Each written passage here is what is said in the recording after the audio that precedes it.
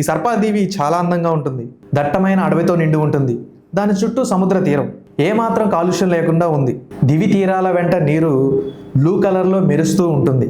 కానీ వెళ్ళలేం, పర్మిషన్ ఇస్తేనే కదా. కానీ పర్మిషన్ ఇస్తే ప్రపంచంలో ఎక్కువ మంది టూరిస్టులు ఈ దీవికే వెళ్ళాలని అనుకుంటారు. అంత అందమైన దీవి ఇది. కానీ దీని మొత్తం పాములమయం. ఈ దీవి చిన్నదే అయినా వేల కొద్ది సర్పాలు ఉన్నాయి. వాటిలో చాలా వరకు విషపూరిత పాములే. అందువలన అక్కడికి వెళ్ళిన వారు ప్రాణాలతో తిరిగి వస్తారని గ్యారంటీ లేదు.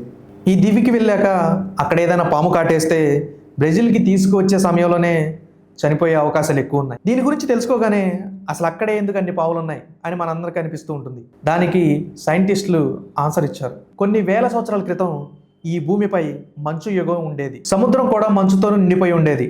ఆ సమయంలో ఆహారం కోసం పాములు ఈ దివికి వెళ్ళాయి. ఆ తర్వాత మంచు కరిగి మామూలు పరిస్థితులు వచ్చాయి. కానీ దివికి వెళ్ళిన పాములు సముద్రం నుంచి వచ్చేందుకు ఇష్టపడలేదు. దాంతో మిగతా ప్రపంచంతో వీటికి సంబంధాలు తెగిపోయాయి. అలా తరతరాలుగా ఆ పాములు అక్కడే ఉంటున్నాయి. మన మనుషుల సంగతి మీకు తెలిసిందే కదా.